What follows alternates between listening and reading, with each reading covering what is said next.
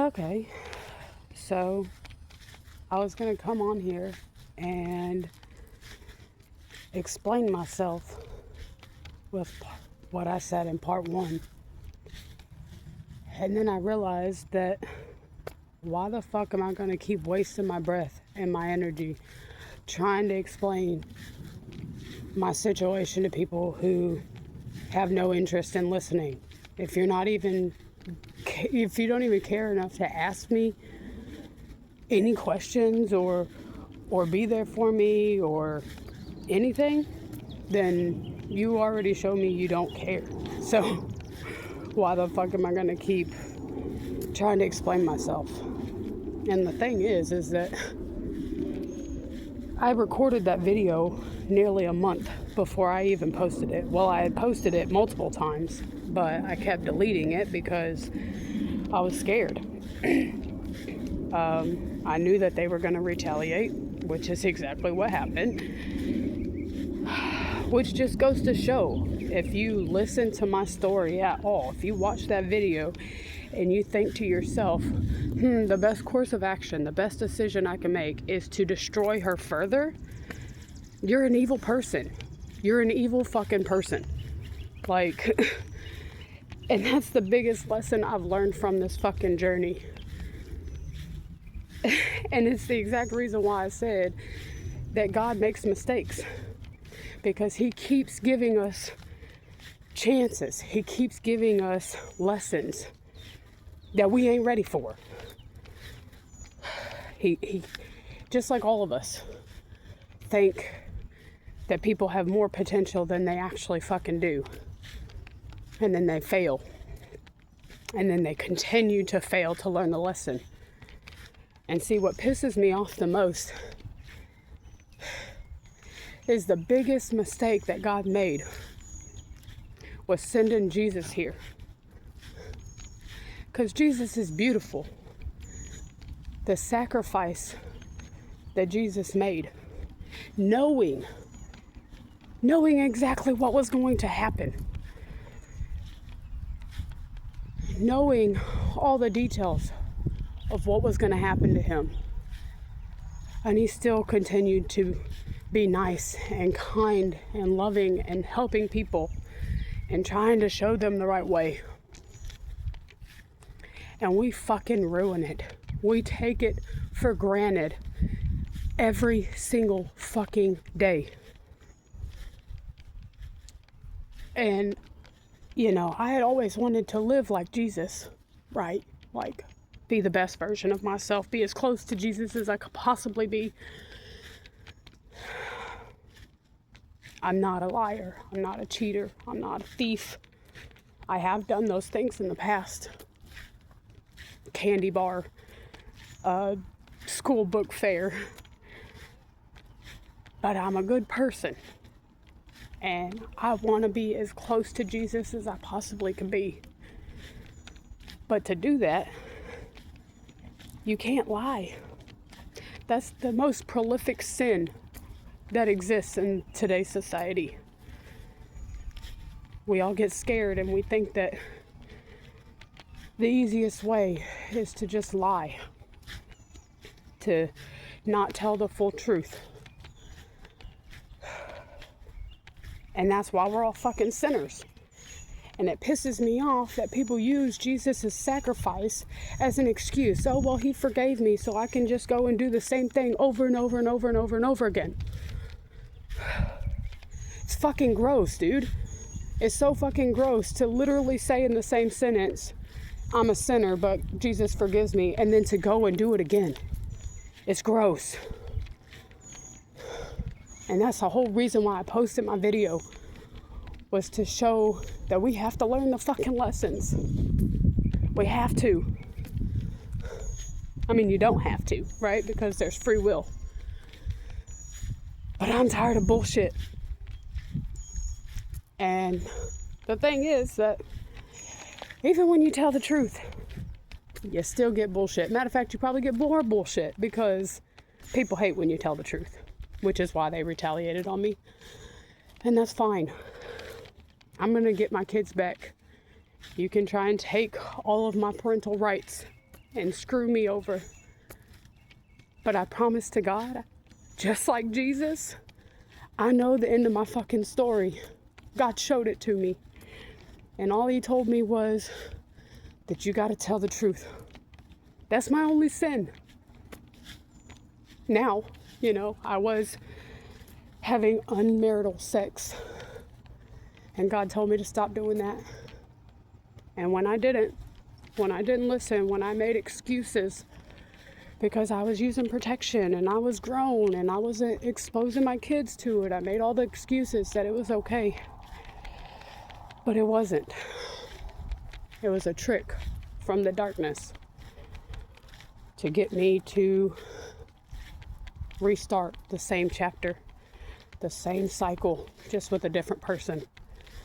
Someone who didn't care about me. Someone who wasn't going to live up to what I deserved.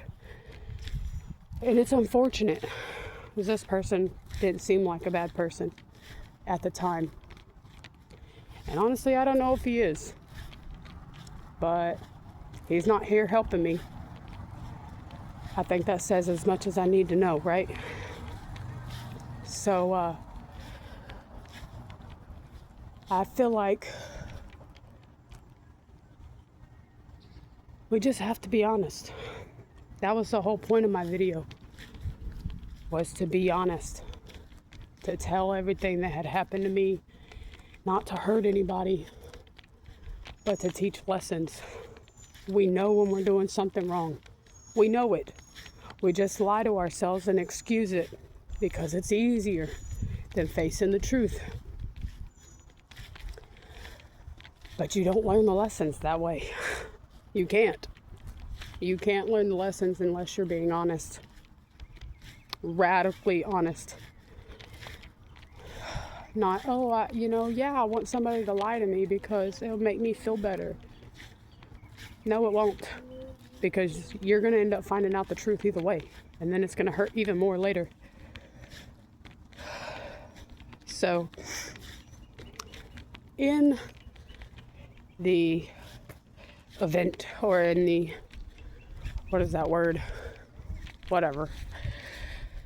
To try and be honest, I got to tell part 2.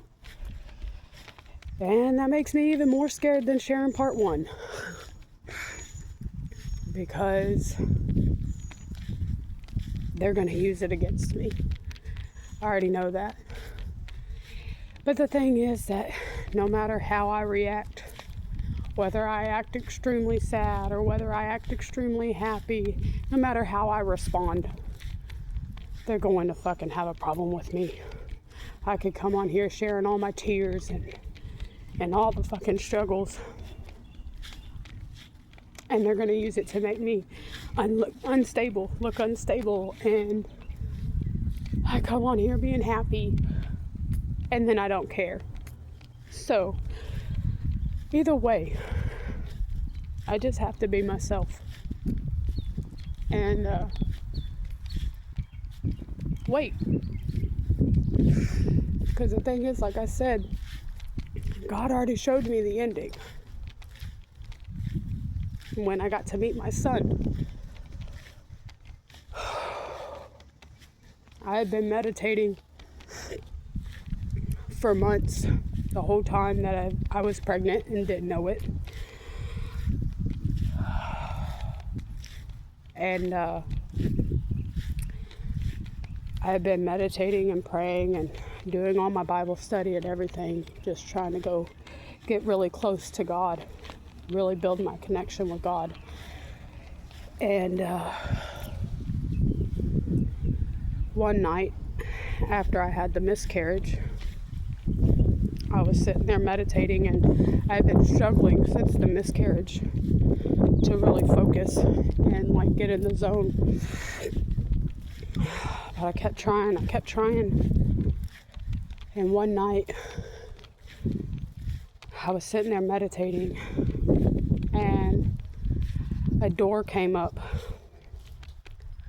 A dark red door. And it was spinning in a circle, like going around like this. And I felt a sense of like I needed to grab the door. I needed to go through the door. And the first time I missed the door, and I was scared for some reason that I wasn't going to be able to get through the door. But I got through, and it was a door to a different area that was like pure white. There was nothing except for shadows. And then I kept walking, and then there was a door in the floor, like a trap door. I went through that door, went through several doors. I'm not gonna go through the whole journey, but I ended up coming up to the desert, and I was trying to find the next door, because at this point I had realized, okay, I'm looking for doors. So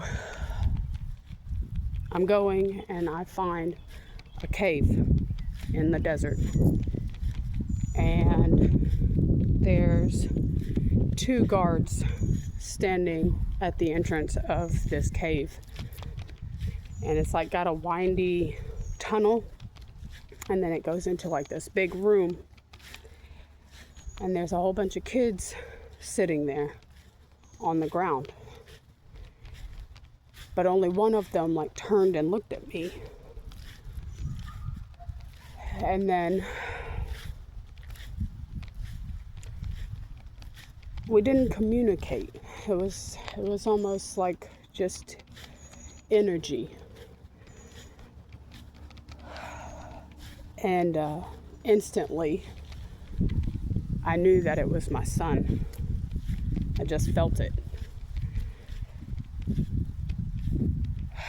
So I get him and all the other kids together, and they're all scared, and we're trying to find a way out. We don't want to go past the guards, so we go looking around the cave, and then there's this big dragon statue thing. It looks like stones, but it comes to life and starts coming after us. And so we run past, and I find another trap door, and it's like a back door essentially, I guess. And we go through a whole bunch more doors, and then get back to my inner sanctuary, I suppose. And when we get back to my inner sanctuary, I'm not sure what to do. So I just got out of the meditation. And see, the thing is I've never been very imaginative.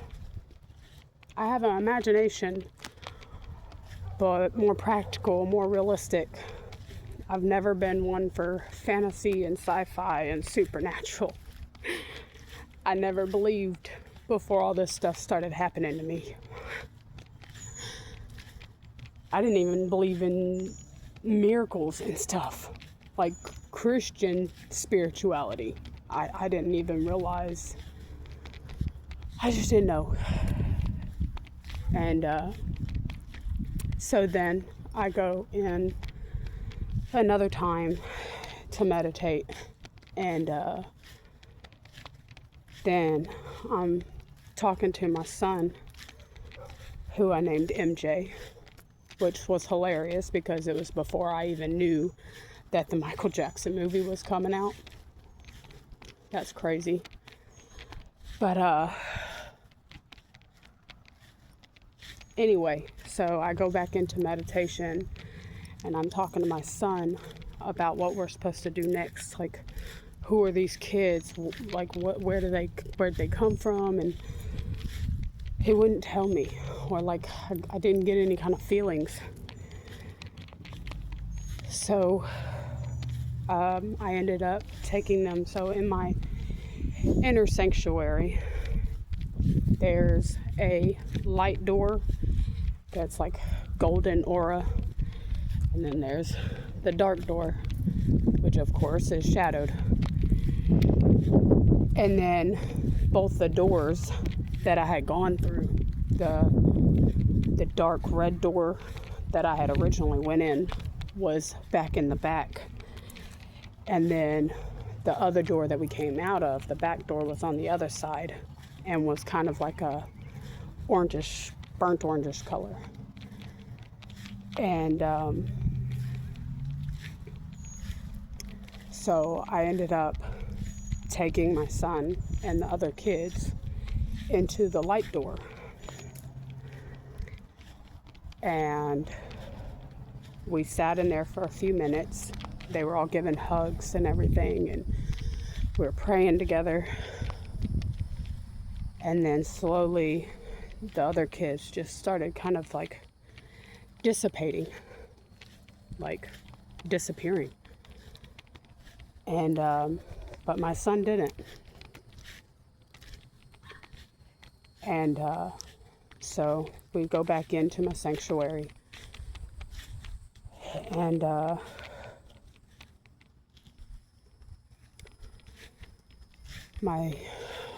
my son looked at me, and I didn't really see any faces of any of these kids at first. It was just like silhouettes of their bodies. But when my son looked at me, he had one green eye and one black eye. And I was scared. Like, what does that mean? What the fuck does that mean? Because the thing is, even if I did have an active imagination, even if I could come up with stuff, this isn't the fucking shit I would come up with. I would come up with something happy and light and love. And that's why I struggle so much to want to share this, because I know it sounds fucking nuts. I know it does. And I've tried to rationalize it in every way logically possible. The only conclusion I can come to is that it's God. God sent me my son. But something was wrong with him. So I got out of the meditation again. And then another time I was going back in to meditate. And my other spirit team, the other people on my spirit team, told me that he had to go through the dark door. And as a parent, you don't want to do that, right? No kid deserves that. But I had to. I didn't have a choice. So I did. He walked into the dark door and shut the door behind him. And I went and was being comforted by my spirit team and, crying and upset. And then he walks back out. But this time his eyes are both green now. Like it took the darkness away from him. And then he told me that he's here to stay. He's in my soul forever. We're a team now. All this spiritual stuff came because of him. And I'm supposed to talk about it. And see, the thing is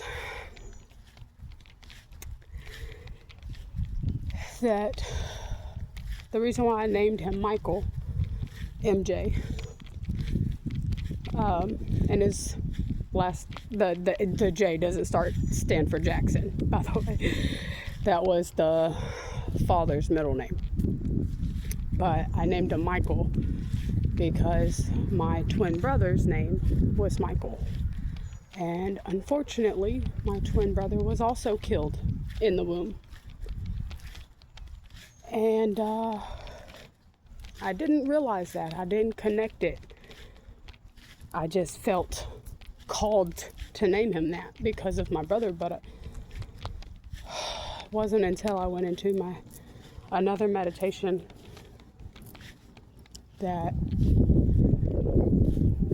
my brother came to me. And see, the thing is that I don't even know if my brother's actually real.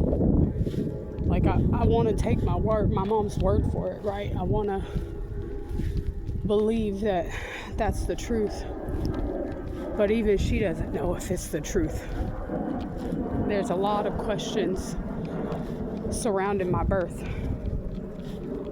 And unfortunately, the situation she was in and having a C-section and being under and all that, you know, she only knows what she knows. And I've tried to find my dad and tried to maybe get answers or whatever, but he wasn't there anyway, so like he would fucking know. And when I went into this meditation, my brother came to me, but through my son, as if they were the same spirit, the same energy. I don't know why they keep trying to kill this spirit. I don't know why they want him dead so much. Clearly, he's strong as fuck. Kept me alive. Because that's the thing I've realized. So in my last video, I said that I've been getting the same messages.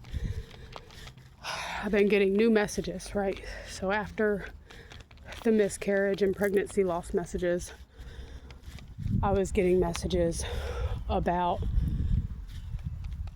these shadow people who intentionally killed my baby. Well, that's what I thought at first.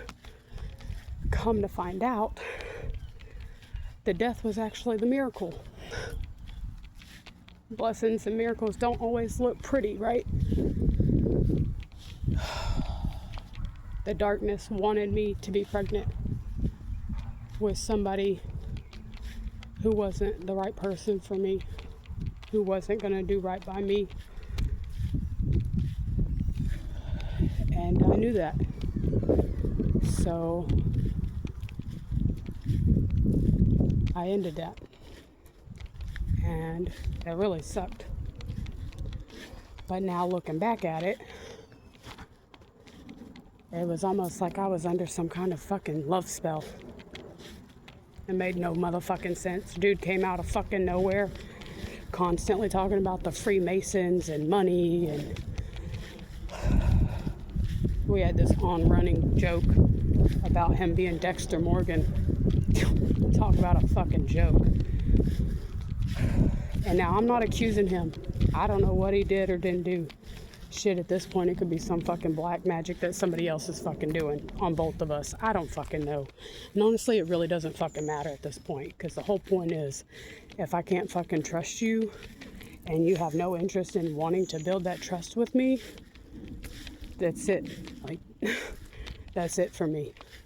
Because if I can't trust you to be honest, it's not gonna work. And see, that's the thing. A lot of people don't realize I don't have a choice. No matter what I've done to try and get out of this situation, if something keeps stopping it, something keeps getting in the way. Because now I started my sticker business, right? What I was so excited to talk about. And they're scamming my business. I've had like 30 different scam fraudulent orders on my Shopify, so I had to close it down. These freaking gnats, dude. Leave me alone. But I'm gonna keep going. And I'm gonna share what I built, even if I can't sell it. Even if I can't, because that's the point. That was the whole point. I'm not about money. I never have been, and I never will be. I don't hate money. Money's a useful tool. But the evil, the darkness that it brings into people, it's not worth it. It's not worth it. Which is exactly why I'm where I'm at right now. Fucking gnats. But anyway, the whole point of my video, and my video the first time, was to tell the truth of what I've been through. And people that are lying, of course they don't want me to tell the truth. Of course they don't want to get caught in their lies. But I'm tired of being fake. It literally makes me sick to my stomach to lie. Even little white lies. And it actually makes me so sad for these people. It makes me so sad that you have that much darkness in your heart, in your soul. And I've tried to help some of these people get the darkness out of their soul. Like, you can't want to be miserable like that. But they're too scared. They're too scared to learn the lesson. They're too scared to do what they know is the right thing. And it's okay. That's their journey. I can only focus on me and my journey. Especially right now. See, the thing is, I've literally almost fucking died. This ectopic pregnancy should have killed me.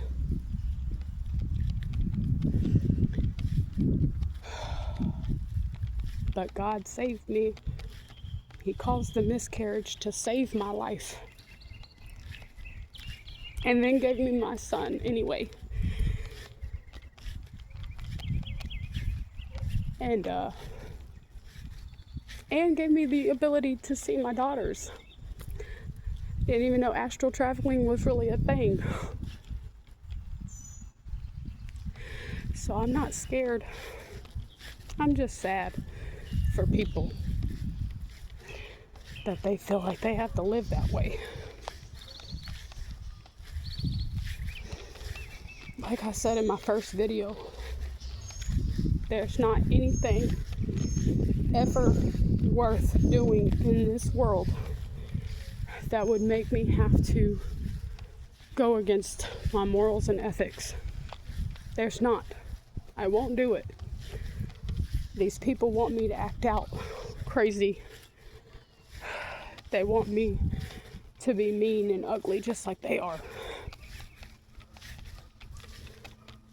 But you can't make me be that way. It's not in my blood.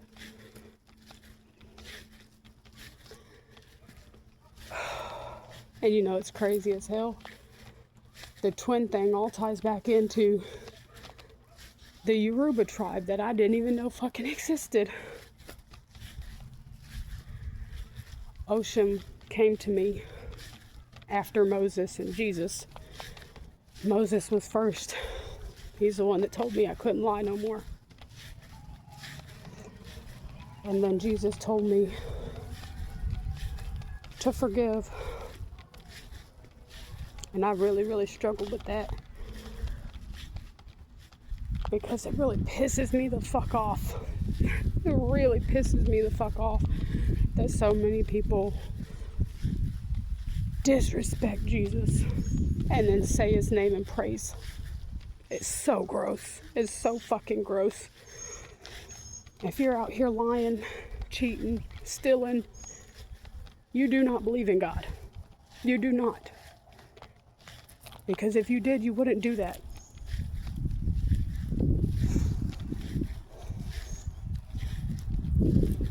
And that's the struggle I've really had.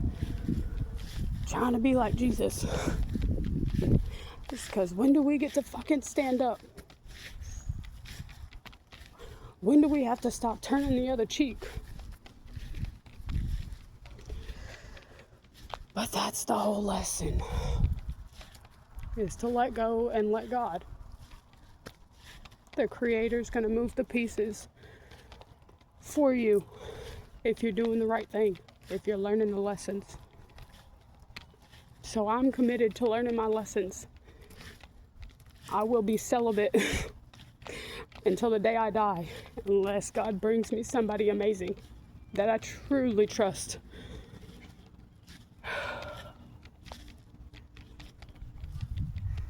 I don't know what my purpose is yet. Well, I kind of do. I just don't know how to do it. I know that emotional regulation is my purpose. Every single thing boils down to people reacting out of their emotion, not thinking about things logically.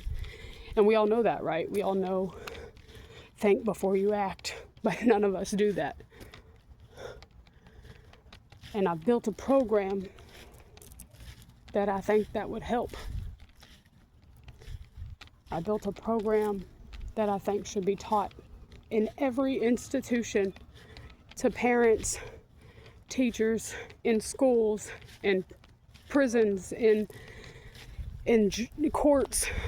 Every single person should be taught emotional regulation skills. I don't know why that's not a fucking thing. It's the most important thing. And I really believe that so much of the negative shit in this world would cease to exist if people weren't reacting so rashly. And I know that's hard, right? But that's why we gotta start teaching it to our kids. And that's why my number one rule as a parent, other than do not lie, was to do unto others as you want done unto you. That's the easiest way to fucking know if you're doing the right thing. Would you want somebody to do that to you? Would you want somebody to treat you that way, to hurt you that way, to lie to you that way, or lie about you that way? And the answer is always no. No, you wouldn't, because if you even have to ask that question, you already fucking know.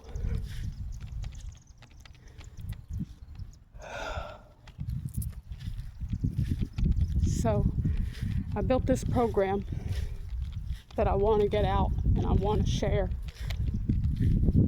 and go and try and get it into schools or try and get it into the family system, the family court systems, CPS, like all these places that really, really need these resources.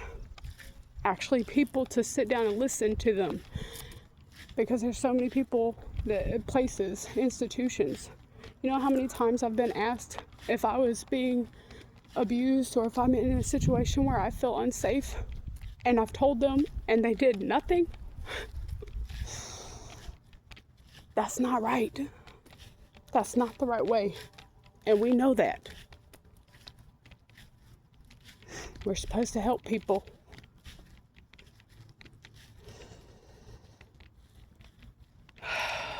So, I'm building this program. And see, the thing is, while I was building it, I made it into a card game. And then I made it into a board game so that multiple people could play. And it's so beautiful because it makes sense. When I talked about in the first video that all stories are the same, minus, mix up some of the variables, but the stories are the same. And that's what my cards are. They're storytelling cards. You build your own story. It's like manifesting, right? Or praying, or writing a story. It's literally the same. And I feel like if everybody was doing this daily, doing this type of introspection in a fun way, and it could be done with groups too, for group dynamics, team building, it's beautiful. But things just keep freaking tearing me down, man. Keep trying to stop me, but they won't ever stop me. Not ever. You can't. You literally can't. I can't. I don't have a choice here. This spirit that they keep trying to kill my brother, or MJ. It's bigger than that. It's bigger than them. It's bigger than me. I'm just a vessel now for this spirit. And the spirit is strong and wants to teach something, wants to show how to be better, to do better, to help heal this world. And so that's what I gotta do. No matter how much criticism I get, and I know there's more coming, and it's okay. I'm gonna be okay. And the thing is, they're damaging my kids to hurt me, but don't realize you can't keep them from me forever. They're gonna be grown. They're gonna have questions. They're gonna find out the truth. So every single one of you who are destroying their life, you're gonna have to answer for that. The same as I do for being in this situation at all. We all have to take responsibility for what we did, what we keep doing. And if you want to be on the side of learning lessons and trying to do the right thing, then come follow me on my journey. I don't know where it's going to take me. I'm just following God at this point. I gave it to God. I tried everything I could do, and when nobody's listening to you, you go to God. And see, the thing is, y'all,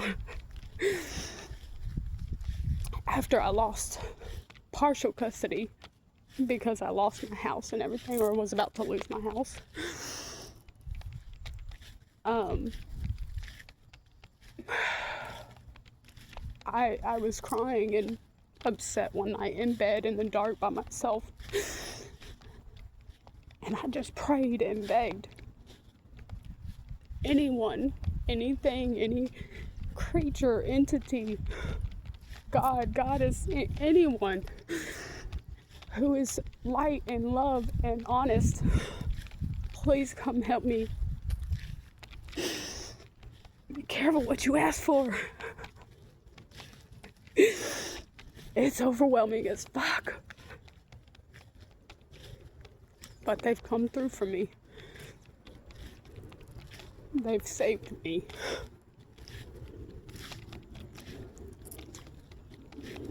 And I'm so grateful for that. You know, and that's another thing that I wanted to talk about. Was that, you know, I'm not going to explain all the details of all the situations and everything because, again, it's just impossible to give you all the details of 12 years of my fucking life. Or all of my life, honestly. Shit's been happening my whole fucking life. But what I realized was that the people who retaliated on my last video because I'm staying in a shed, which I could stay in the house, and we have stayed in the house when the weather's not good, but when I stay out in the shed because I want my space, I want my privacy, I want some kind of individuality, some kind of sovereignty. And my animals can't go in the house anyway, so I stay out here with my animals.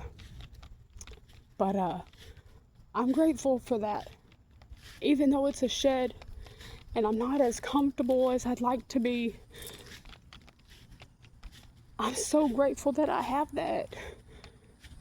You know, a lot of people fucking rag on social media about how bad it is. And honestly, I think that's y'all. I think that's a you problem. I think that's because of whatever you like is building your algorithm. Because when I look at social media, it's beautiful, it's humbling, it's kind, it's motivative, it's loving. That's what my social media is full of. And for somebody who don't have anyone, I literally have not texted a single person other than my mom and my kid's father, when necessary. I've literally talked to no one in months, except for God. And but still, when I look on social media, it lifts me up and it humbles me. There's so many people who have less than I do, or are in worse situations than I am. And of course, we can't judge. Like, my situation still fucking sucks. But I'm so grateful that I'm not out on the street.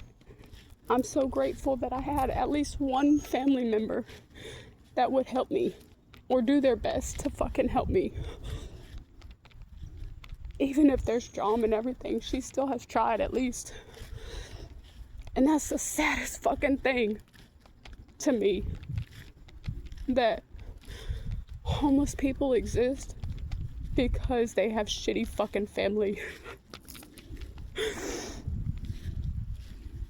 People who won't sacrifice, who won't help. And I understand there's different dynamics, right? But that's the whole point of my program, is to help people in domestic abuse. It's not just intimate domestic abuse. It's not just, boyfriend, girlfriend, husband, wife. It's parent and child. It's siblings. It's grandparents. It's everyone. Teachers, doctors, bosses. We have to get a control over our domestic communication, our domestic actions. And I think that the best way to do that is emotional regulation. I really truly believe that the program that I built will help heal this world. And I've done a lot of research. I'm like, I think, I don't know, like 15 or 18 credits shy of having my bachelor's in psychology, with an emphasis on childhood development. And when I was in psychology, I didn't want to do it. I still don't want to go get my board certification and all that. I chose not to go back on purpose. I mean, obviously money was a factor too, but I don't want to play by their rules. I don't think that medications and all of that is the way to go. I don't think it's necessary. I think it's a teaching problem. We're not educating in ourselves. We're not educating our children. We're not educating each other. We're not holding each other accountable. That's the worst fucking thing. Nobody's held accountable for lying. Not even in the court system. And I guess the thing is because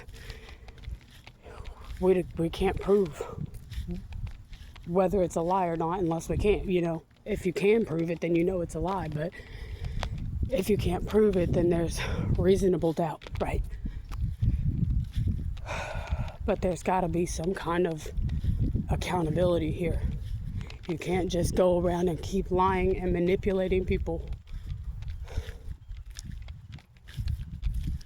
We've got to start teaching the lessons, man. We have to. We got to start learning the lessons, holding ourselves accountable. That's what I'm doing. And I hope that you come with me. But if you don't, just go and do unto others as you want done unto you.